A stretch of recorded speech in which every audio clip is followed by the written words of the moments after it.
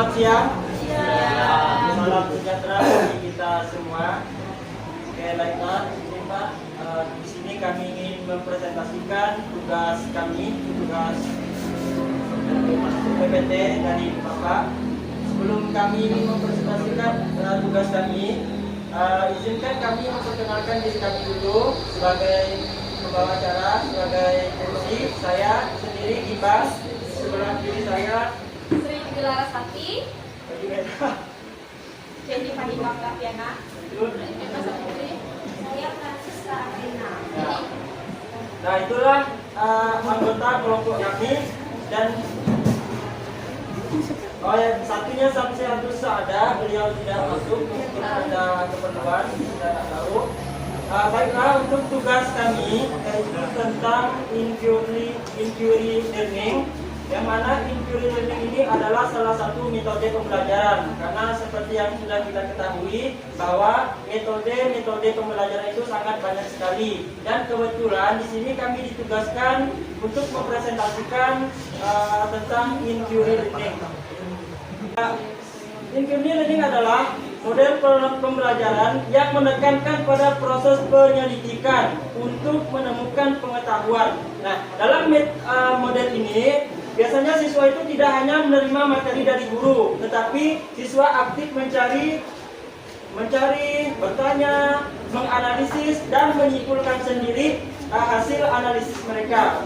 Nah, artinya pembelajaran inquiry learning ini ialah berfokus pada bagaimana siswa belajar.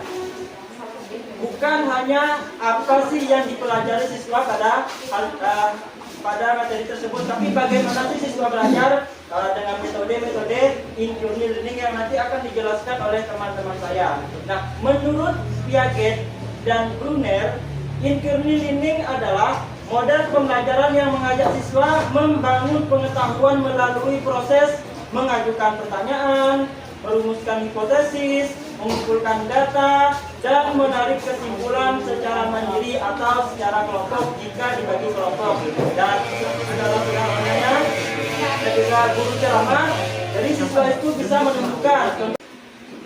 Di sini ada 5 tahap utama menurut tahun 2007. Yang pertama itu adalah initiation atau kemunculan. Kenali masalah, munculkan rasa ingin tahu. Nah, guru menyajikan fenomena atau masalah yang memancing rasa ingin tahu siswa dengan pertanyaan pemantik seperti di lingkungan yang seperti yang dikatakan Pak Imbang tadi. Adik Imbang. Contohnya menanyakan video banjir di Pontianak, lalu ditanya kenapa bisa banjir. Nah, itu adalah pertanyaan pemantik. Terus selection atau pilih topik dan merumuskan pertanyaan. Siswa memilih topik dan merumuskan pertanyaan yang ingin dijawab. Contohnya, apa penyebab banjir? Nah, bagaimana cara mencegahnya? Terus exploration atau mengumpulkan informasi atau data. Siswa mengumpulkan data lewat observasi, wawancara, eksperimen, atau membaca buku lewat atau dari internet. Ini tahap siswa turun lapangan mencari informasi. Terus formulation atau perumusan masalah atau analisis dan pembentukan pemahaman. Siswa mengolah data, mencari pola, menguji hipotesis, lalu merumuskan pemahaman baru. Contohnya, membuat kesimpulan bahwa banjir dipicu oleh curah hujan tinggi atau drainase buruk. Terus presentation atau sajikan hasil atau refleksi. Siswa menyajikan hasil temuan lewat presentasi melewati poster, laporan, atau video, lalu direfleksi bersama. Udaranya disebutkan gelap jadi air. Yang keempat, mengumpulkan data. Siswa cari bukti buat tes hipotesisnya, bisa lihat percobaan, pengamatan, wawancara, baca buku. Nah, yang kelima, menguji hipotesis. Data yang sudah dikumpulkan dibandingkan sama dugaan awal. Yang keenam dan terakhir, siswa merumuskan jawaban akhir dari masalah di langkah kedua tadi berdasarkan hasil uji hipotesis. Sehingga akan dilanjutkan.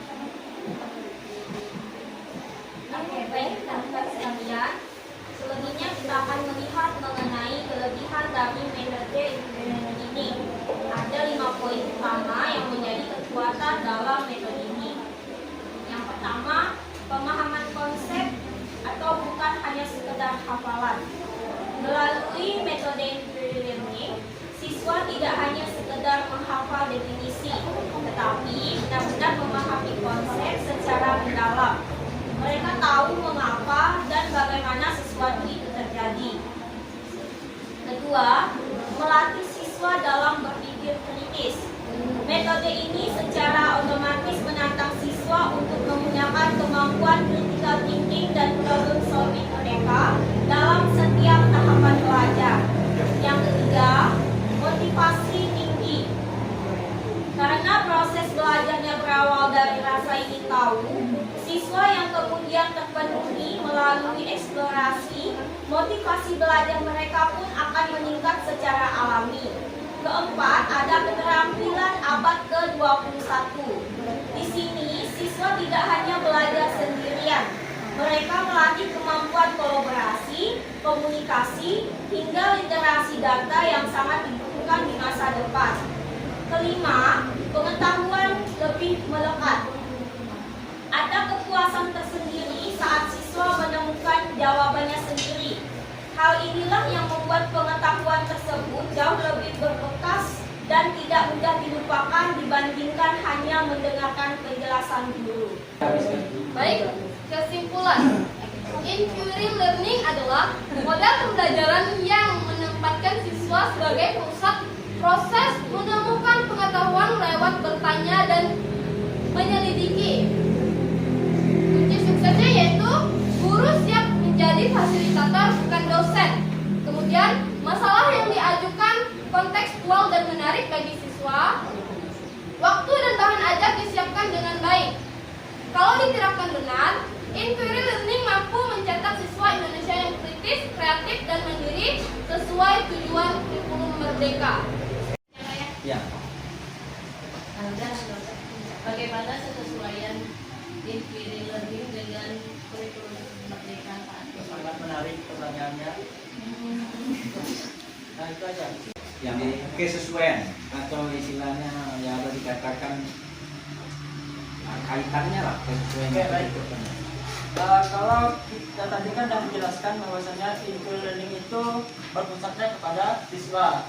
Artinya itu berkaitan dengan kurikulum merdeka. Nah, seperti yang kita ketahui bahwa kurikulum merdeka ini kan juga ya khusus kepada siswa karena di situ siswa berperan aktif dalam sebuah pembelajaran, tidak hanya metode ceramah. Jadi mereka belajar, terserah mereka mau belajar kayak gimana, bla bla dan itu sangat berkaitan dengan inquiry learning karena itu juga berpusat kepada siswa. Guru hanya menjadi fasilitator. Contoh kayak yang saya sampaikan tadi, bahwasanya guru memberikan sebuah pertanyaan pemantik, lalu siswa disuruh menyelesaikannya. Kayak gitu ya.